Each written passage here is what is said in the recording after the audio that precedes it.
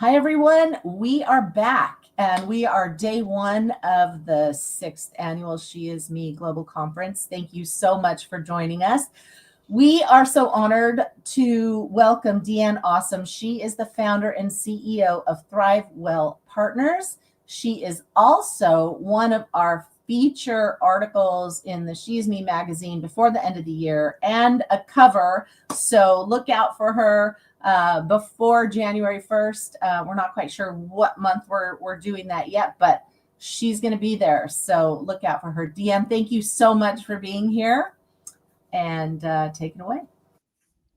Excellent. Well, good morning, good afternoon, good evening, wherever you're joining from today. Please know that I am so grateful that you made the choice to be right here. As Lisa said, I'm DeAnne Aussem. I am both delighted and honored to have been selected as a speaker for this year's She Is Me conference. There are truly so many amazing women involved in this event, change makers, connectors, creators of possibility. So again, just a big thank you for allowing me to have this platform here with you today.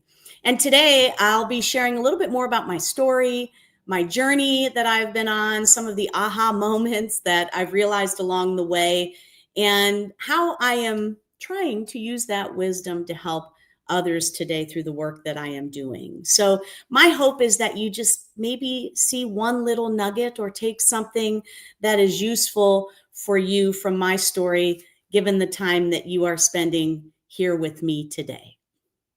So let's get into it. And I want to start with an image. You might have seen this before, a delicate bowl, cracked, fractured, maybe even in pieces. So in kintsugi, which is the Japanese art of golden repair, that bowl is not discarded. Those cracks are not hidden. In fact, they're filled with gold and they become part of the story. So the break itself becomes the art. And so one thing that I've come to realize is people are much the same way. Our cracks, our breaks, our transitions, they're not signs of failure. They are signs of becoming. And again, that's what today is all about. It's not about perfection. It's about becoming. It's not about fixing. It's about integrating. It's not even about staying whole despite the break, but really growing more luminous, more golden because of it. And I'm sure, like many of you, I've had my fair share of breaks, both personally and professionally. And I've learned that resilience isn't built in the easy seasons. It really is forged in those moments where we might least expect it, when life hands us some change, some loss and transition, possibly even all at once. So I grew up in a very rural Ohio town. For anyone in our global audience who may not be overly familiar with the US, Ohio is also called the heartland of America because it sits towards the upper left of the country, right around where our heart lives in our bodies. I was adopted as an infant by two truly amazing human beings that I was lucky enough to call my parents. I was raised Catholic school, Catholic church, Bible study, the whole thing. And so I like to say that I was surrounded by big faith and small town rules. Now, every Monday through Friday growing up, I sat at my grandmother's dinner table with my extended family, up to about 15, sometimes more of us. And along with the amazing food that she prepared, which she started so early in the morning and everyone needed to be seated by 5:30 p.m. sharp, along with the amazing food that she served, there was also a healthy serving of rules that came along. Primarily Catholic rules, which included clear lines between right and wrong. So my grandmother's dinner table really was more of a classroom than any academic setting that I've found myself in. And it was there that I learned about love, about family, and about those lines between right and wrong. It's also where I started asking some questions that sometimes made people shift a little uncomfortably in their seats. Why this rule? Why not that one? Why can't girls do what boys do? Why is kindness taught but not always practiced? So I was insatiably curious as a child, and really not much has changed. So there are plenty of good rules that made a lot of sense. Be kind, work hard, say thank you. And then there were the others, sometimes the unspoken kind, that really shaped how I saw myself as a girl. Things like be quiet, don't take up too much space, be good, be grateful. So those rules served me for a while. They made me capable, polite, successful even, but they also kept me a little bit small. They taught me really to measure my worth through approval instead of alignment. And so as I got older, I learned something essential. Some rules help us grow roots, but others can keep us from growing our wings. And the stories that are handed to us as a child can sometimes prevent us from writing our own. Now, I want to pause here just for a moment and give you some actual time to think and reflect. And I want you to think about what's one rule that you were taught as a kid that still shapes how you live today. And if you are listening to the recording, you can press pause for as long as you need to. I'm going to give you a few seconds here. What's one rule that you were taught as a kid that still shapes how you are living today?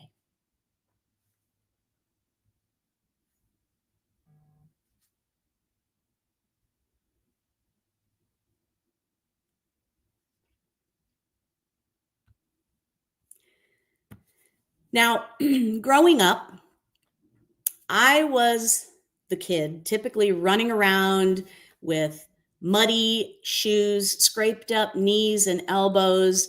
I was even missing some teeth for a while from racing up a flight of stairs and falling down. I was the kid climbing the trees and falling out of those trees, much like the one I've got shown here, causing broken bones. I was also usually the one telling the bullies to back off. So in general, I was really up for anything. And if it was rough and tumble outside and with the boys, I typically didn't fit with a lot of these girl rules that I was given as a child. So I didn't know it then, but that was courage starting to show up early. Now, looking back, I realize I wasn't rebelling for rebellion's sake, even though I'm sure it felt that way to my parents at times. But what I know now is that I was practicing bravery and authenticity. So as I said, I was adopted, which sparked my lifelong curiosity about belonging. Where do I fit? Who am I really? And I had friends growing up who would ask me, well, who are your real parents? As if my mom and dad were these imaginary figures. But even as a young child, that word real felt like a question mark tattooed on my identity. And as I said, I was always a bit of a tomboy, curious about everything, often in trouble. The principal's office at my Catholic school was run by a nun. I was taught by nuns, but the principal's name was Sister Lorraine. Now, she was about 4'10" tall in heels, but her presence really was that of a giant. My mother also worked at the school, so after I would leave the principal's office, my mother was usually called in to hear what her daughter had done this time. Now, mind you, it typically consisted of rolling up my uniform sleeves or pushing my knee socks down to my ankles. So we're talking about really serious offenses here. But at the time, those were the rules, and I wasn't abiding by them. Other times I ended up in her office for standing my ground on behalf of myself or others.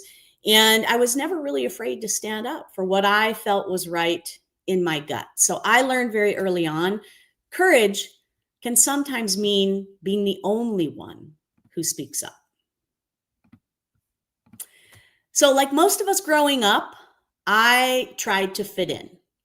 I attempted dance class, as many young girls do, but I was asked to leave for being a little too disruptive. I wanted to play baseball, but I was told that was a boys' sport. So I opted for softball, later volleyball instead. So for me, again, sports was another great classroom where I learned important life lessons around commitment, accountability, teamwork, and more. So the spark of who I am never left me, even though it took me a little while to explore that and figure it out. But it just got redirected. And again, like many of us, I wanted to belong. So I did try to fit in. I think trying to fit in and find this sense of belonging is universal. Whatever part of the world that you might find yourself in, whatever your culture, whatever language you speak, we all crave belonging because it truly is innate in our humanity. But here's the difference. Fitting in is about changing yourself to be accepted, whereas belonging is about being accepted because you stay yourself. And that realization, at least for me, was one of the first places that freedom really began. Growing up, I dated boys, a lot of them. My family would literally say goodbye to any boy I brought to a family function right then and there because they were certain he wouldn't be at the next one. Despite my embarrassment in that moment, they were usually right. I didn't think that joke was funny at the time, but then again, I did recycle boyfriends a bit like soda cans. So they were fair in saying what they were saying. Now, what I know now after a lot of deep self-work is that underneath all of that, I was searching for belonging. I was trying to play by rules that everyone else seemed to understand, even when I knew they weren't mine. So I was looking for things in all the wrong places because I was following someone else's map and I was misdirected. But authenticity has that very persistent way of knocking on the door until you actually decide to answer it. So for me, some of the hardest rules to untangle growing up were the religious ones. Again, I grew up Catholic. I was taught about God. I was taught that he loved me. But it was also very clear that being gay was wrong. I had a really hard time reconciling those things. And the longer that I lived by others' beliefs, the quieter my own truth became.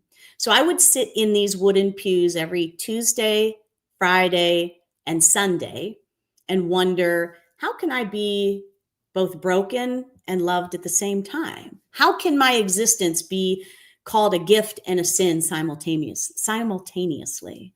So that cognitive dissonance really was quite exhausting. And the hiding was even worse. And eventually, the silence wasn't survivable any longer.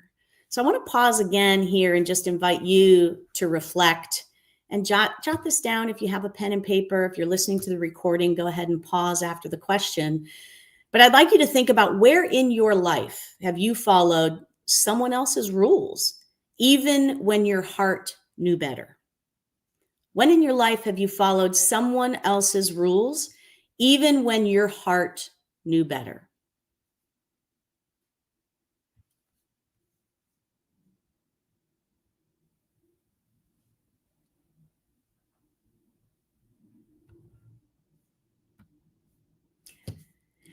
I ended up getting married at age 21 to a man I did not love.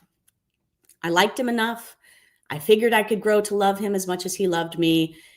Looking back on that, it was a terribly shallow and selfish decision, but it aligned with the blueprint that I had been given.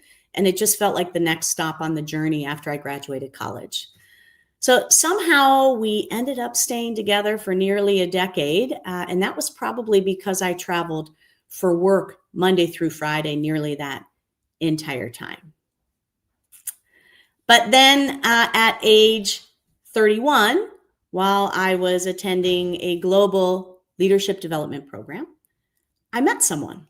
And in that moment, my world finally snapped into focus. For me, that was the first time I wasn't fighting to be seen. I was actually seen. I wasn't performing belonging. I was experiencing it. And that kind of truth asks for your whole self in return. I will say coming out was not easy. I lost relationships. I disappointed people I loved. I had to rebuild my understanding of faith, of family, of what it meant to be a good person.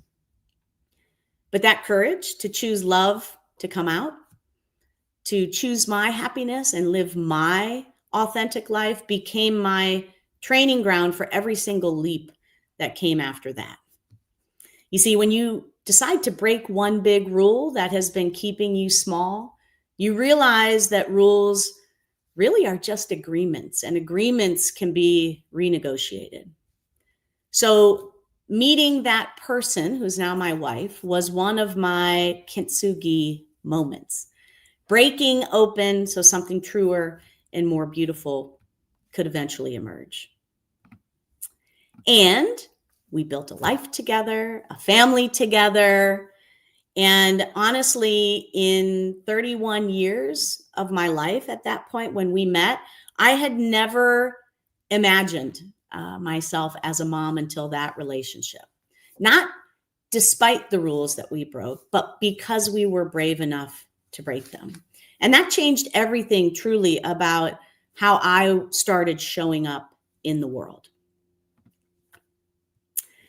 So let's fast forward. I was building a very successful career in the professional services industry. I was very high performing, leading large scale transformation projects for thousands of people across the globe. So on the surface, everything looked together and right. But inside, I was slowly burning out emotionally, physically, spiritually. So I knew I had to do some things differently, but change is not comfortable. Our brains are both our best friends and our worst enemies because our physiology, we are hardwired to detect and prevent threat. And any change, big or small, is viewed as a threat because of the potential to put us on a new path. So taking any leap, anytime we try to create a change, big or small, it can be very scary. But that's where resilience is born. That's where growth happens, not after the leap, but during it. And then came some life breaks that I hadn't planned for. I lost my dad 10 years ago from heart disease. My mom died 4 years ago from ovarian cancer. And then my aunt, who was like a second mother to me, passed away last year from dementia and Alzheimer's disease. Each of those intense losses cracked something open in me that achievement could never fill. And it really helped shift my perspective significantly around what is truly most important in this life. And then a year ago, I took another leap and left my 25 plus year career in professional services to start my own company, ThriveWell Partners. Now that felt like jumping from a massive cliff, but I did discover my wings on the way down. And here's the truth. I'm not broken. I'm just becoming. We are always in this state of becoming. And I know I'm not alone here. I'm sure many of you are navigating things in your life, whether it's loss, whether it's success, whatever that means for you. And we need to find those spaces like we have here with She Is Me to come together and share our stories. Again, it's why I'm so grateful to be here with you today and have this opportunity. I want to give you just a couple of data points here because according to the World Health Organization, women are nearly twice as likely as men to experience anxiety or depression. And that's often because of the invisible emotional labor that we carry around with us. There was also a study in 2023, a Deloitte study that found 43% of women feel burned out. I have to imagine that number is higher now. And 46% feel that we must always be on to succeed. We hold so much as women, the caregiving, our careers, relationships, expectations, and yet we keep showing up. We keep preparing ourselves with gold in those moments when we feel ourselves breaking. So what I would say is if you feel burned out, if you are navigating loss, if you are in your own season of breaking, please know you are not alone. We are rarely ever alone in how we are feeling and what we are navigating. In fact, you're in very good company because you, in this space, are among sisters who really understand. Over the years, I have learned that resilience really isn't about bouncing back. It's about expanding forward with greater capacity, greater wisdom, and greater grace. And so when my world feels a bit uncertain, when the ground beneath my feet keeps shifting, I like to look at myself in the mirror and ask a few questions. Specifically, what is it that I actually control? What are my non-negotiables? Where do I need to draw boundaries, and where do I need to stay flexible? So in a way, resilience for me became less about strength and more about surrender. I know that might sound a little odd, but it's knowing that change is constant and how I show up and respond is always my choice. So I also started to treat myself with the same compassion and empathy that I had always given to others, the same grace that I extend to my friends, to my colleagues, to strangers. I finally started turning that inward, and that also really changed everything for me. I want to give you another data point. So the American Psychological Association notes that people who practice self-compassion are 33% more likely to recover from adversity effectively. And a global study shows that women with strong social connections are actually 50% more likely to thrive through change. So we don't become resilient in isolation. We build resilience in community. We build resilience through shared stories, through empathy, through reminding each other that we can do hard things. We're building our resilience right now together as part of this amazing conference. But that's why these trusting spaces to share our truth like this really matter. That's why organizations like She Is Me matter, because when we can witness each other's becoming, we give ourselves permission to transform too. So what have I really learned through all of this breaking and becoming? I've learned that grief and growth often arrive hand in hand. And I've learned that the most powerful transformations happen when we stop asking questions like, what's wrong with me? And start asking questions like, what is trying to emerge through me? We're not broken, we're becoming. And here's what I want you to hear. You are not broken, you are becoming. So whatever chapter you're in, whether it feels like an ending or a beginning or some confusing middle, you are not behind, you are not alone, you're not late, you're exactly where you need to be to become who you were meant to be. Now, if you have a pen and paper nearby, I'd love for you to jot this down. Or if you don't, that's okay too. You can just simply hold this in your heart, hold this in your mind. But I want you to ask yourself 3 questions. The first question, what am I ready to release? It could be a story, a rule, a belief that no longer serves me. The second question, what am I ready to claim? Even if that means breaking something else open to rebuild it in a stronger way, what am I ready to reclaim? And then the third question is, what's one small action that I can take this week to move toward my becoming? So what am I ready to release? What am I ready to claim? And what's one small action I can take this week to move toward my becoming? I'm going to give you a few seconds to jot that down.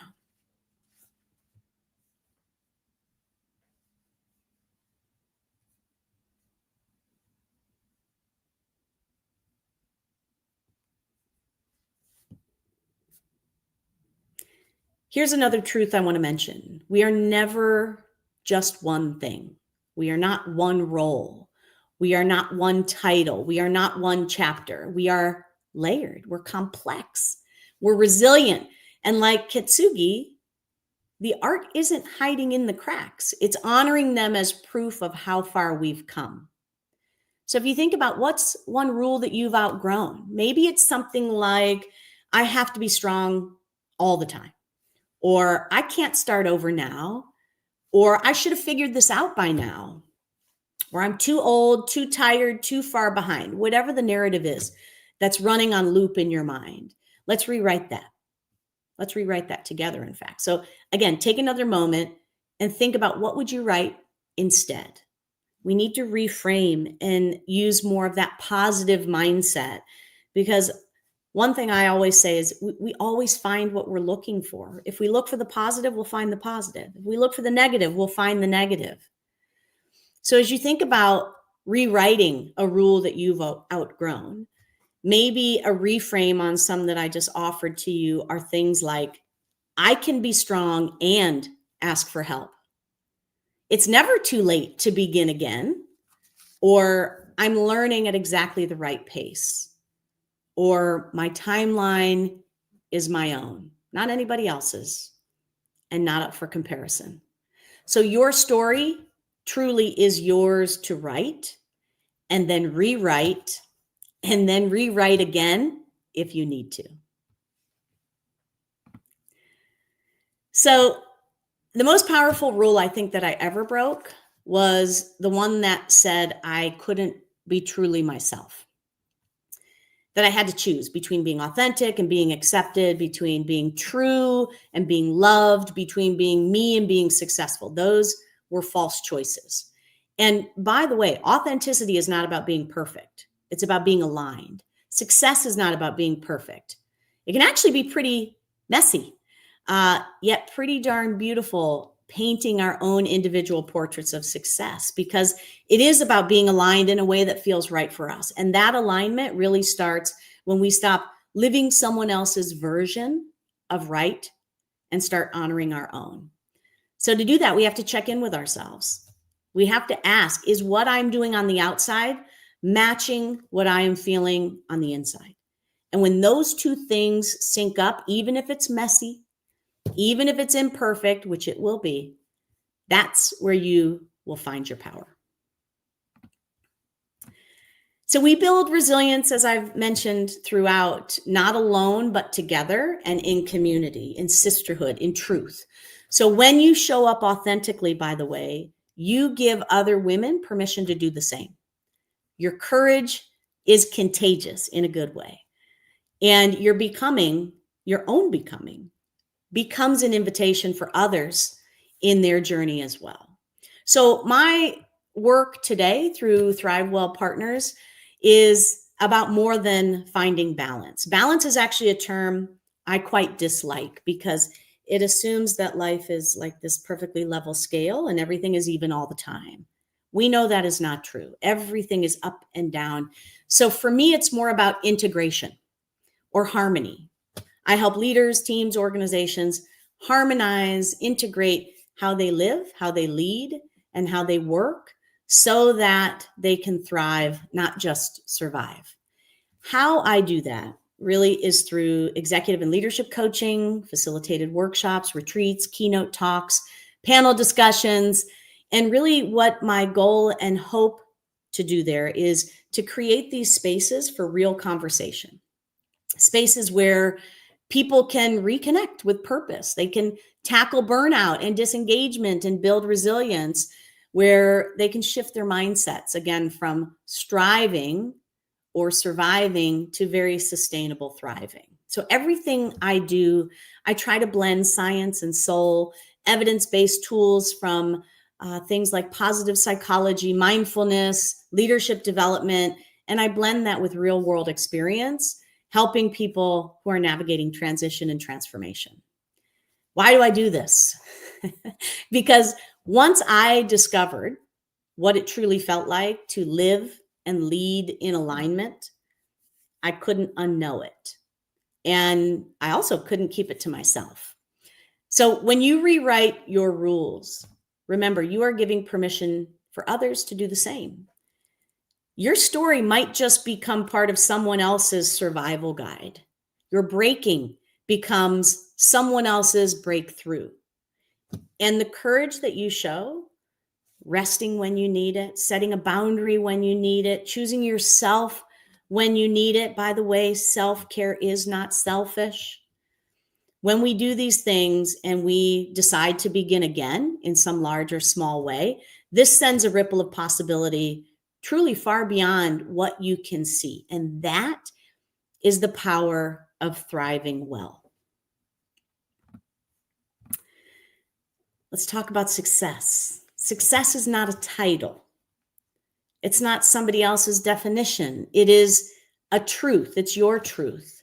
It's waking up each morning knowing that the life you are living is worth the price you're paying to live it. So let's talk about success here again for just a moment. For so long, I had defined success by external measures: titles, income, approval, performance, productivity. The list goes on. Those aren't bad things, by the way. They're not bad things, but they're also not the whole story. So again, success is not a title, it's truth. It is about waking up and saying, the life I'm living is worth the price that I'm paying to live it. Not asking yourself questions like, am I impressive enough? But questions like, am I at peace? Am I satisfied? Not, am I doing enough? But am I being true to who I am? Am I doing my best with what I have, where I'm at in this moment? Because you and only you get to write your own rules now. So that is always your choice. The rules you were given as a girl, maybe like the rules I was given as a girl, the ones that have kept you small, quiet, grateful, good. It's always good to be grateful. Let's keep that rule. But a lot of these other rules that we were given as girls have expired. And so you get to write new ones. Rules like, my rest is productive. My boundaries are sacred. My becoming matters more than my doing. And my story is still being written. These are the rules that have changed that you get to rewrite. So what I would say is, wherever you are in your story, whether you're in a season of building, whether you're in a season of breaking, whether you're in a season of becoming, please remember you always have choice. You always have choice.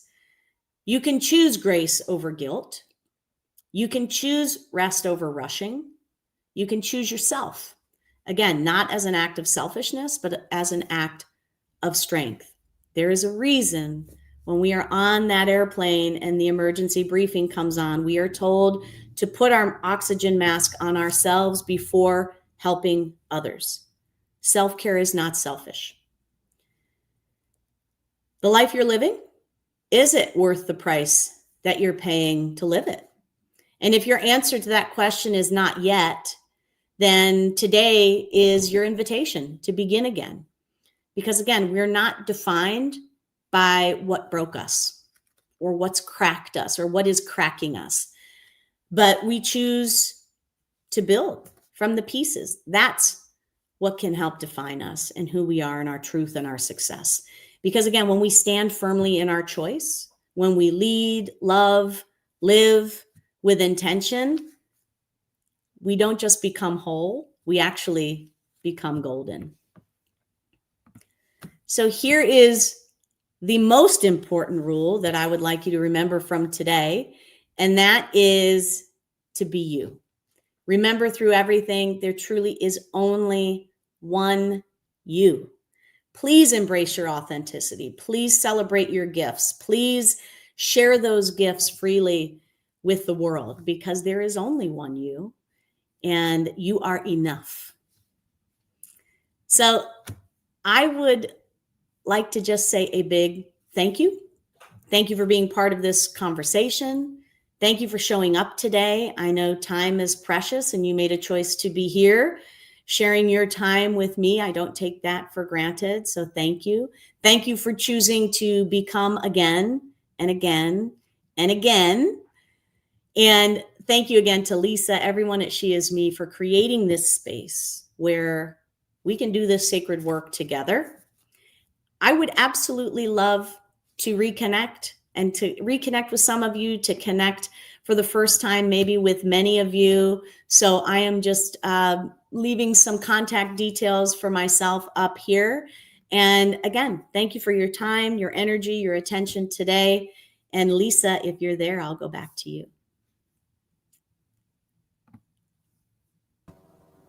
I'm here. I'm here. Thank you so much for sharing your story. What a wonderful story. We have so many similarities. I mean, Catholic and, you can't do this and you can't do that. I wanted to be president of the United States when I was a kid. And even when I was like 3 and 4, we had a picture of President Kennedy in the house. And everyone always spoke so highly of him and every good thing that he had done. And I said, I want to do that. Like, I want to make an impact like he made it. Like, even when I was small, like I want to be, I want that energy, I want that. So I'm going to be president. And of course, no, you can't be president. Girls can't be president. Okay. And then we landed on the moon. I want to be an astronaut because I want to go to the moon. Right? No, girls can't be astronauts. Okay. But yeah. So. Well, we can rewrite those, Lisa. There's still time. Oh, I know. Right? There's still time. I could still do both. You can. The other thing, sports. Let's talk about sports because there's a really great statistic about women CEOs and women who played sports, team sports, right? Yeah. And the majority of women CEOs played team sports.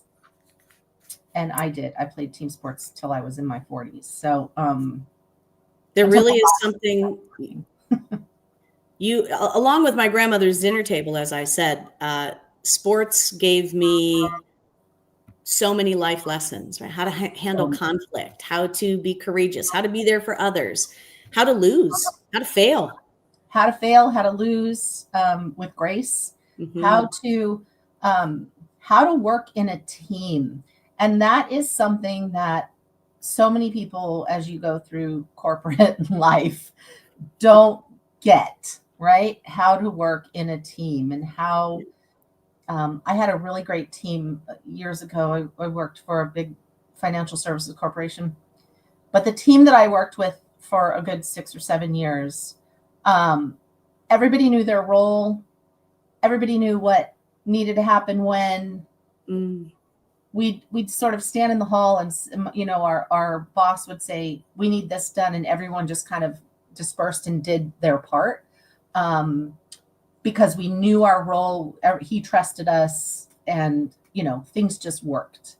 And I don't think I've found that since, but that was something that I had when I played sports.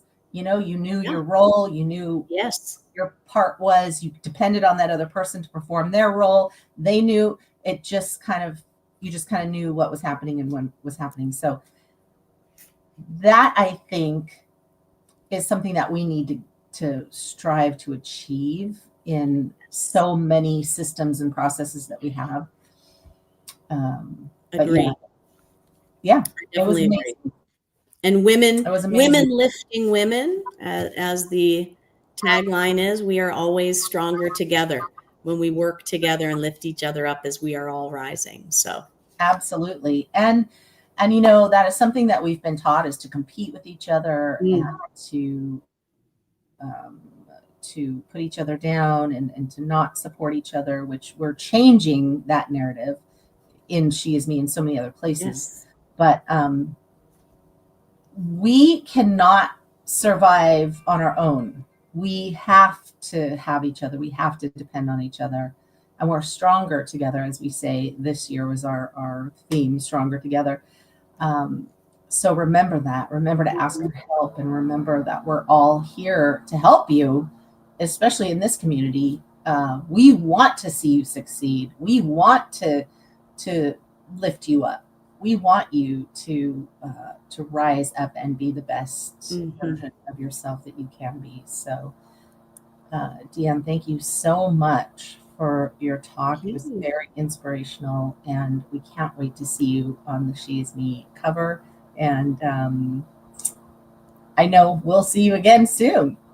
Again, I'm so grateful for what you have created and for this space that we all have to live into. So thank you for having me, and keep up the absolutely great work. Thank you so much. We are going to be back with Samina Bari in at the top of the hour. So just in 20 minutes. We'll see you soon. Thanks, everyone.